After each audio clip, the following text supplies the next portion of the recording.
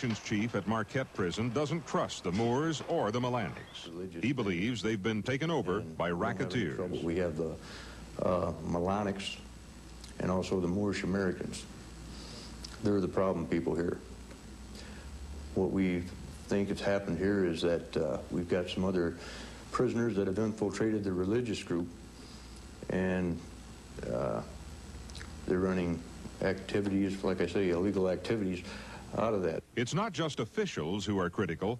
This ex-con is an Orthodox Muslim, but he used to be in the Moorish Science Temple at Jackson Prison. I was in there one time and seen a brother that was in their group almost get thrown off the 4th gallery of Jackson Prison for some reason. And I have seen and heard a couple of times that brothers was selling marijuana out of the group, you know. But I couldn't see. It's a thing where, like, you know, they like, you know. In a few moments, the Black Church and blacks in Islam. Black history and the Afro-American experience, but about the Black Church. Most of the Muslims interviewed by News 4 were at one time in the Christian church. Black theologians and educators say there are political and social reasons for the conversion to Islam. The Reverend Charles Adams. Maybe this is why Islam has come upon the scene, because the main church has not been as aggressive and as productive in this area as it could have been had there been complete dedication to the economic and political task. The Reverend Jesse Jackson. The white church trying to wrap Jesus in the garb of racism and apartheid has had the impact of driving people away from the church.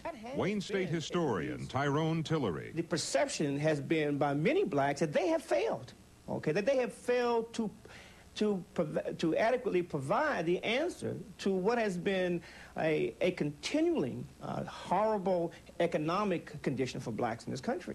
Over the years, blacks in Islam have developed different doctrines. Black nationalist religions of the 20s and 30s. Revolutionary faith spawned in the 60s. Religious predators who may use Islam as a cover to commit crime. And the Orthodox believers in a universal, non-political Islam.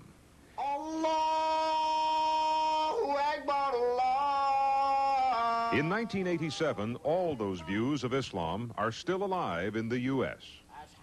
Despite many inconsistencies, black Islam will continue to grow in America because of history, because of the appeal to discipline, and because of the doctrine of justice for the oppressed.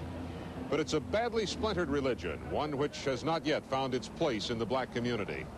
Most believers preach submission to God's will. But for black Islam in America, the question remains, what is God's will? I'm Mort Grimm. Good night.